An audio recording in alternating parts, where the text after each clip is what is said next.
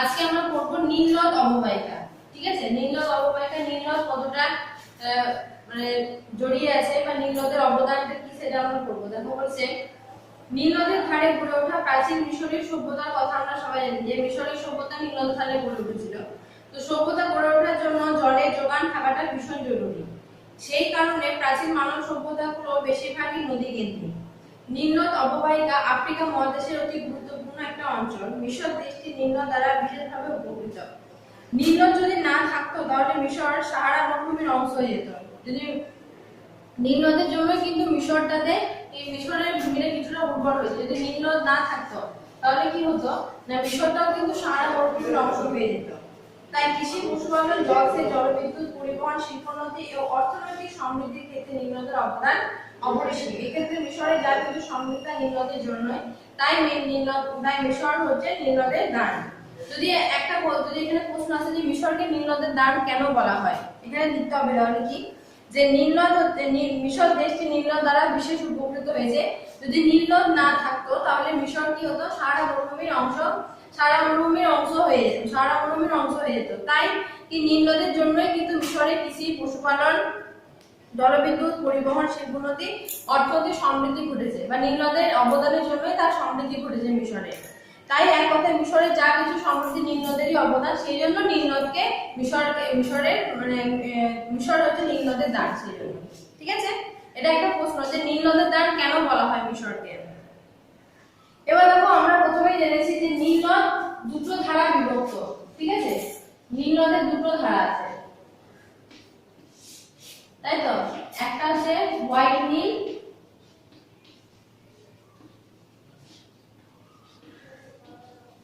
আর একটা হচ্ছে ব্লু নীল। আমরা জানি তো দুটো ধারাতে বিভক্ত। আগের দিনে আমরা জেনেছি নীল নদের দুটো ধারা আছে মিলিত হয়েছে। তো নীল নদের দুটো ধারা, একটা হচ্ছে হোয়াইট নীল, একটা হচ্ছে ব্লু নীল। তো হোয়াইট নীলের উৎস কি? হোয়াইট নীল কোথা থেকে উৎপত্তি হয়েছে? হোয়াইট নীলের উৎপত্তি হয়েছে বুরুন্ডি মালভূমি থেকে। বুরুন্ডি মালভূমি ও ভিক্টোরিয়া হ্রদ থেকে হোয়াইট নীলের উৎপত্তি হয়েছে। তাই সেখানে জলবায়ুটা কিরকম? নিরক্ষীয় প্রকৃতির জলবায়ু, আর সারা বছর বৃষ্টিপাত হয়। নীল নদে সারা বছর জল থাকে। কেন?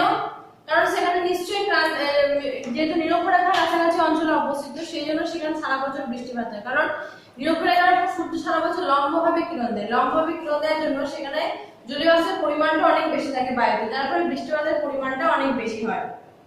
আর একটা ধারা হচ্ছে ব্লু নীল, যার উৎস হচ্ছে ইথিওপিয়ার উচ্চভূমি টানা হ্রদ। ঠিক আছে, সেখানকার জলবায়ু হচ্ছে মৌসুমী জলবায়ু। এখানে যে গ্রীষ্মকালীন বৃষ্টিপাত, নীল নদে বাড়তি জল। ঠিক আছে, এই জন্য বলছে কি যে এই দুটো কারণের জন্য, মানে একদিকে এই যে বুরুন্ডি মালভূমিতে উৎপত্তি হয়েছে হোয়াইট নীল, আর ইথিওপিয়া উচ্চভূমি থেকে হচ্ছে ব্লু নীল। এই দুটো, একটা হচ্ছে ভূমধ্যসাগর, একটা মৌসুমী জলবায়ু, একটা নিরক্ষীয় জলবায়ু। একটাতে প্রচুর পরিমাণে বৃষ্টিপাত, একটাতে মোটামুটি বৃষ্টিপাত হয়। এই যে তারপরে কি নীল নদে সারা বছর জল থাকে, যার ফলে কি হয় নীল নদের নিম্ন অংশে কিন্তু প্রচুর বন্যার সৃষ্টি হয়। আর বন্যার ফলে নদীর দুই তীরে পলি সঞ্চিত হয়ে প্রচুর পরিমাণে কৃষিকাজের উন্নতি ঘটেছে, যার জন্য মিশর কি নীল নদের দান। ঠিক আছে, এবার দেখো কি বলেছে। এবার নীল নদ অববাহিকাকে কয়টি ভাগে ভাগ করা হয়েছে? নীল নদ অববাহিকাকে 5টা ভাগে ভাগ করা হয়েছে। ফার্স্টে আমরা দেখব উৎস অঞ্চল। কোথা থেকে উৎপত্তি হয়েছে? উৎপত্তি হয়েছে কোথা থেকে না তানজানিয়া দেশের বুরুন্ডি মালভূমি অঞ্চল থেকে। নীল নদের উৎপত্তি কোথা থেকে হয়েছে? তানজানিয়া দেশের বুরুন্ডি উচ্চভূমি থেকে। সেখানে উৎপত্তি হয়ে ভিক্টোরিয়া হ্রদ থেকে সুদানের মালাকা শহর পর্যন্ত গিয়েছে।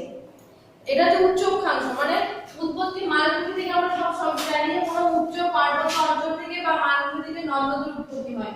তারপরে সেটা কি হয় আস্তে আস্তে পার্বত্য এলাকার বয়ে যখন নিচের দিকে পড়ে, তারপর মধ্যবর্তী সৃষ্টি হয়। মধ্যবর্তী যখন মোহনার কাছে গিয়ে পৌঁছায় তখন নিম্নবর্তী সৃষ্টি হয়, তাই তো।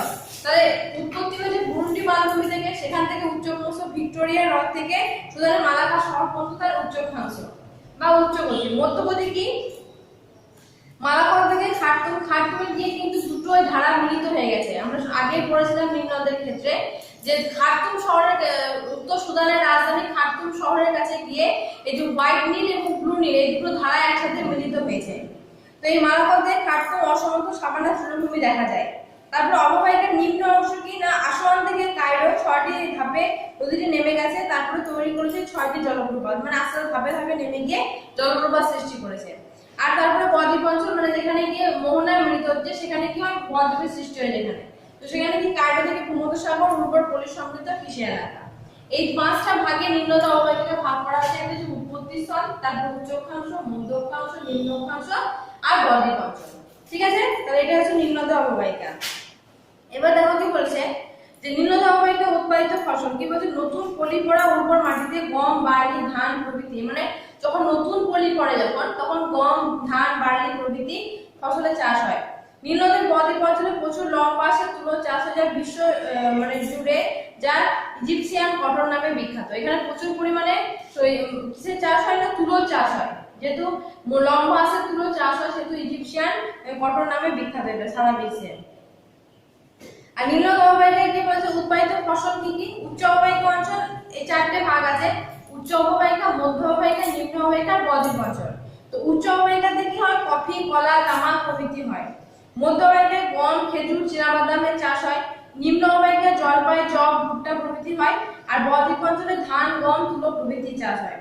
তো বন্যার সাথে নতুন পলি এসে মাটিতে মেশে, কিন্তু বন্যার ফলে ঘর বাড়ি ধসে পড়ে, চাষের জমিতে ফসল নষ্ট হয়, এছাড়া গরু ছাগল মারা যায়, সম্পত্তি অনেক নষ্ট হয়ে থাকে। এবার বলছে যে দেখো নদীতে বাঁধে অতিরিক্ত জল আটকে রাখা যেতে পারে। বাঁধের জল প্রয়োজন মতো ছাড়া হয়, যেমন মাইথন জলাধার রয়েছে, মানে আমরা এই যে যেমন আমাদের এখানে যেমন ডিবিসি দামোদর ভ্যালি কর্পোরেশনের ড্যাম, তারপরে যে মাইথন ড্যাম, ঠিক আছে, মেসাঞ্জোর ড্যাম, এগুলো একটা ড্যাম, সেখানে কি জল অতিরিক্ত জলটা মানে নদীর অতিরিক্ত জলটা সেখানে আটকে রাখা হয়। আটকে রাখার পর যখন প্রয়োজন মতো কৃষিকাজের প্রয়োজনে বা প্রয়োজন মতো সেই জলটাকে ছেড়ে দেওয়া হয়। তো বলছে পশ্চিমবঙ্গ ও ঝাড়খণ্ড সীমান্তে বরাকর নদী বাঁধ তৈরি বরাকর নদীতে বাঁধ তৈরি করা হয়েছে। নিম্নদের ওপরেও মিশরীয়রা বাঁধ তৈরি করেছে বন্যা নিয়ন্ত্রণ করার জন্য, কারণ যেহেতু দুটো ধারাতে যেহেতু একটা যে মৌসুমী জলবায়ু, একটা যে নিরক্ষীয় জলবায়ু, দুটো ধারাতে যেহেতু বৃষ্টিপাতের জন্য নিম্নদের সারা বছর জল থাকে, যার জন্য কি হয়েছে তার জন্য সেখানে বন্যার প্রকোপ অনেক বেশি। সেই বন্যার প্রকোপটাকে নিয়ন্ত্রণ করার জন্য কি করেছে মিশরীয়রা জলাধার নির্মাণ করেছে। ঠিক আছে, জলাধার নির্মাণ করার ফলে জলাধার নির্মাণ করে সেখানে নানা কাজে ব্যবহার করেছে। বাঁধ নির্মাণ করছে, সেখানে বাঁধ নির্মাণ করে জলসেচের কাজে ব্যবহার করছে, বন্যা নিয়ন্ত্রণ করছে, মাছ চাষ করছে, তার ফলে আরো নানা রকমের কাজ করছে। যার ফলে কি হচ্ছে বাঁধ নির্মাণের আরো অনেক উদ্দেশ্য থাকে। তো যখন বহু উদ্দেশ্য সামনে রেখে নদীতে বাঁধ তৈরি করা তখন তাকে বহুমুখী নদী পরিকল্পনা বলে। তাই যখন একাধিক উদ্দেশ্য সাধনের জন্য কোনো নদীতে যখন বাঁধ নির্মাণ করা হয় তখন তাকে বহুমুখী নদী পরিকল্পনা বলে। তো কি না নীল নদের উপরে এরকম অনেক নদী পরিকল্পনা রয়েছে। তো নীল নদের উপরেও কিন্তু বহুমুখী নদী পরিকল্পনা গড়ে উঠেছে, কারণ নীল নদের উপর বাঁধ দিয়ে একাধিক উদ্দেশ্য সাধন করা হচ্ছে, যার ফলে অনেক ধরনের কি হচ্ছে অনেক রকমের পরিকল্পনা গড়ে উঠেছে।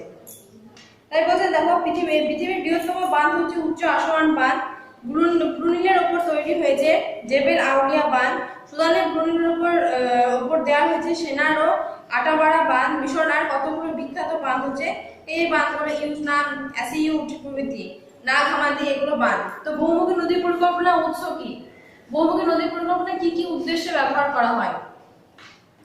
প্রথমত হচ্ছে এক নম্বর হচ্ছে পর্যটন শিল্প।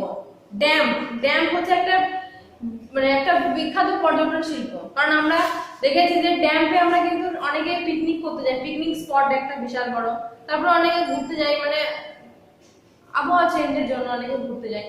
তো পর্যটন শিল্প গড়ে ওঠে সেই জন্য, কারণ ড্যামে কি করা হয় নদীর অতিরিক্ত জলটা মানে নদীর একটা ধারণ ক্ষমতা থাকে, তারপরে যখন সেই ধারণ ক্ষমতার বাইরে যখন চলে যায় তখন সেই নদীর অতিরিক্ত জলটাকে কি করা হয় কোনো একটা বিশাল জলাধার নির্মাণ করে তার মধ্যে সেই জলটাকে ধরে রাখা হয়। তো সেই জলটা ধরে রাখার জন্য কি করা হয়, সে জলটা ধরে রাখার পরে সেখানে একটা বা তার চারপাশে গাছপালা লাগিয়ে দেওয়া হলো, চারপাশে একটা পার্ক তৈরি করা, তারপরে একটা পর্যটন শিল্প গড়ে ওঠে। ঠিক আছে, জলসেচ মানে কি, জলসেচ যে আমরা সেটাকে হয়তো কৃষিকাজের হয়তো বর্ষার সময় হয়তো কোনো সময় আমাদের বৃষ্টি ঠিকঠাক পেলাম না আমরা, সেটা কিন্তু তখন কি করা হয় সেই ড্যাম থেকে জলটা ছেড়ে সেই জলসেচের মাধ্যমে আমরা কৃষিকাজ করলাম, যার ফলে কি হলো ওটা অপ্রয়োজন মানে ওটা প্রয়োজনের জন্য আমরা তাকে ব্যবহার করছি, যখন আমরা সুবিধা পাচ্ছি সুবিধা মতো আমরা ব্যবহার করছি জলসেচের কাজে, তাহলে সেটা একটা কাজে লাগছে। তারপর বন্যা নিয়ন্ত্রণ কি করছে, অতিরিক্ত জলটাকে তো আমরা আটকে রাখছি একটা বিশাল জলাধার নির্মাণ করছি, যার ফলে বন্যা নিয়ন্ত্রণ হচ্ছে। জলবিদ্যুৎ উৎপাদন, সেখান থেকে আমরা জলবিদ্যুৎ প্রচুর ড্যাম থেকে প্রচুর জল সংরক্ষণ করে রাখলাম, যার ফলে সেখান থেকে জলবিদ্যুৎ উৎপাদন হচ্ছে। জল পরিবহন, সেখান থেকে আমরা জল পরিবহন করছি, সেই বিশাল জায়গাতে আমরা মাছ চাষ করছি, বিভিন্ন উদ্দেশ্য সাধন করছি।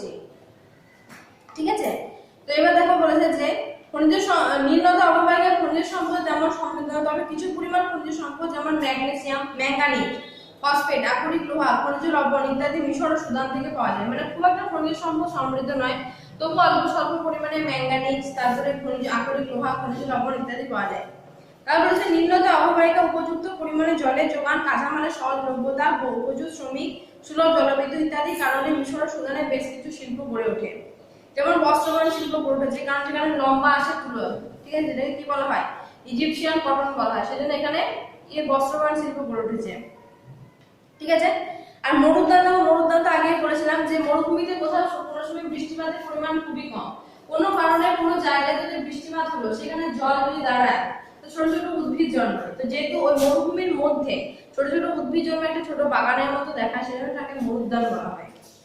ঠিক আছে।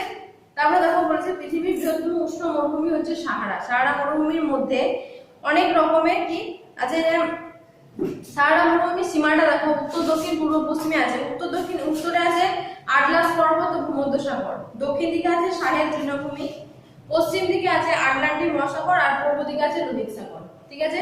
তাহলে সাহারা মরুভূমি উত্তর দক্ষিণ পূর্ব পশ্চিমের সীমায় উত্তরে কি রয়েছে ভূমধ্যসাগর ও আটলাস পর্বত, দক্ষিণে আছে সাহেল তৃণভূমি, পশ্চিমে আছে আটলান্টিক মহাসাগর, পূর্ব দিকে আছে লোহিত সাগর। ঠিক আছে। এবার সাহারা মরুভূমি কি বলছে, উচ্চতা বৈশিষ্ট্য অনুযায়ী সাহারা মরুভূমি একটি মালভূমি অঞ্চল, প্রাচীন শিলা দ্বারা গঠিত ও বহুদিন ধরে ক্ষয় পাওয়ায় আহাকর ও টিবেস্টি মালভূমি অপেক্ষাকৃত উঁচু। বাতাস দ্রুত গতিতে প্রবাহিত পায়, গাছপালাহীন প্রান্তরে বাতাস পাথরে ধাক্কাকে নানা নকশা তৈরি করে। তো এখানে ভূমির বিভিন্ন রকমের হয়ে থাকে। ফার্স্ট হচ্ছে দেখো বলেছে যেসব অঞ্চলে বালি স্তূপ জমা হয়ে ছোট পাহাড়ের মতো তৈরি করে তাকে আর্ট বলে।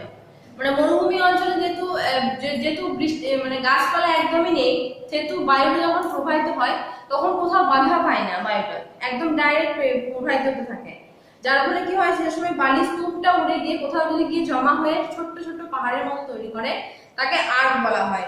তারপরে বলেছে যেসব অঞ্চল শক্ত পাথরে ভর্তি থাকে বালি অস্তিত্ব চোখেই পড়ে না। মানে কোনো কোনো জায়গায় থাকে মরুভূমিতে সেখানে পাথরে ভর্তি থাকে, বালি দেখাই যায় না, সেটাকে হামাদা বলে। আর বলতে সাহারা মরুভূমির নদীগুলো আটলাস পর্বত মধ্যভাগে উচ্চভূমি থেকে সৃষ্টি হয়েছে, তবে নদীগুলো বেশিরভাগই শুকনো নদী খাতগুলোকে ওয়াদি বলে।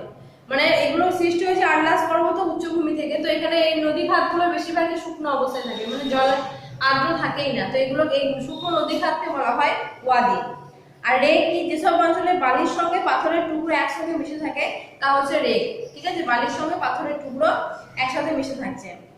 এবার বলতে সাহারা মরুভূমিতে বহু মরুদ্যান দেখা যায়। বললাম মরুদ্যান কি, তো কুপড়া, টিমিমন, গারজাইয়া, বাহারিয়া সাহারা মরুভূমি উল্লেখযোগ্য মরুদ্যান, ছোট ছোট এগুলো মরুদ্যান।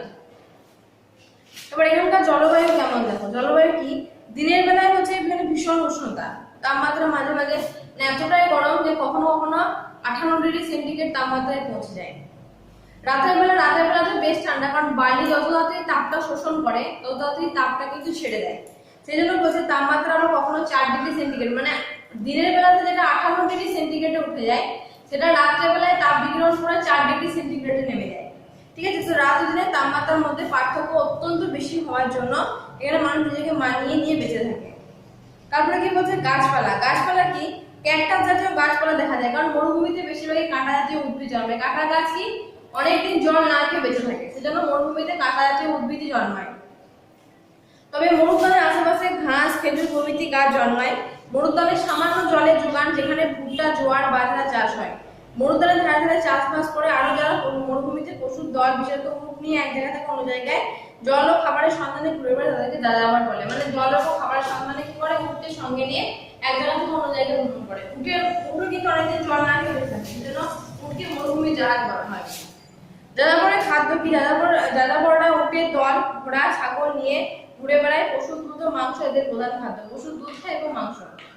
সাহারা সম্পদ কি, এখানে খনিজ তেল ও প্রাকৃতিক গ্যাস পাওয়া যায় লিবিয়াতে, আলজেরিয়াতে। এছাড়া লবণ, কয়লা, আকরিক লোহা তো অল্প পরিমাণে পাওয়া যায়।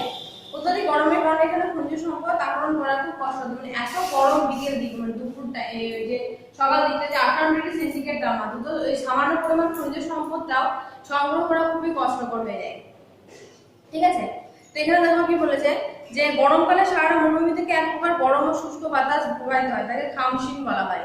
ঠিক আছে, স্থানীয় ভাষায়। তো গিনি উপকূলে এই অঞ্চলে খামশিলকে বলা হয় হাড়মাট্টান। তাহলে শুষ্ক একটা বাতাস প্রবাহিত হয় গরমকালে মরুভূমি থেকে সাহারা মরুভূমিতে খামসিল বলা হয়। আর গিনি উপকূলে সেই খামসিল মানে সেই শুষ্ক বাতাসটাকে আমরা কি বলে হাড়মাট্টার। ধর বলছে গরমকালে দিনের বেলায় কখনো কখনো প্রবল বাড়ি ঝড় দেখা যায়, স্থানীয় ভাষায় বলে সাইমুন। ঠিক আছে, তারপরে তারা কি বলছে উট সাহারায় অধিবাসীরা তাদের প্রধান মাধ্যম, মরুভূমিতে দল বেঁধে যখন উট চলে তখন তাকে ক্যারাভ্যান বলা হয়। মানে মরুভূমিতে যোগাযোগের প্রধান মাধ্যমই হচ্ছে উট, উটের সাহায্যে তারা এক জায়গা থেকে অন্য জায়গায় যায়, যারা বলে না। তো যখন এক দল মিলে যখন উটগুলো যায় তখন তাদেরকে তখন বলা হয় ক্যারাভ্যান। ঠিক আছে, তো বলছে খনি অঞ্চলের উন্নয়নের জন্য বিমানবন্দর এখন বর্তমানে তৈরি করা হচ্ছে। ঠিক আছে, তো এবার দেখো বলছে সময়ের সাথে সাথে সাহারা কি, সময়ের সাথে সাথে সাহারা পাল্টাচ্ছে, জায়গায় জায়গায় ঘাস লাগানো হয়েছে, অত্যন্ত চওড়া পাকা রাস্তা তৈরি করা হয়েছে, উঁচু বাড়ি মসজিদ তৈরি হয়েছে, উটের বদলে ট্রাকের দ্বারা ব্যবসা বাণিজ্য শুরু হয়েছে। সাহারায় তুয়ারেগ জাতীয় মানুষের বিদেশি পর্যটকদের ভ্রমণ নির্দেশ হিসাবে কাজ করছে। বিভিন্ন পশুপালক যাযাবররা খনিজ তেল প্রাকৃতিক গ্যাস উত্তোলন কেন্দ্রগুলোতে কাজ করছে। এখন এরা স্থায়ীভাবে শহরে বসবাস করছে। মানে এখন আস্তে আস্তে উন্নত হচ্ছে, রাস্তাঘাট তৈরি করা হচ্ছে, পরিবহন ব্যবস্থা উন্নতি হচ্ছে। আগে তো উটের সাথে যাতায়াত করতে, এখন ট্রাক্টর ব্যবহার করা হচ্ছে ব্যবসা বাণিজ্যের ক্ষেত্রে। কিন্তু অল্প পরিমাণে কি করছে যেগুলো থেকে সম্পদ খনিজ সম্পদ সংগ্রহ করার কাজে তারা কাজ করছে, খনিজ উত্তোলনের কাজে কাজ করছে। যার ফলে কি হচ্ছে সারা মরুভূমি অনেক উন্নত হয়ে গেছে। তো আজকে তোমাদের আফ্রিকা মহাদেশ শেষ হয়ে গেল। আফ্রিকা মহাদেশটা এতটাই থাকবে।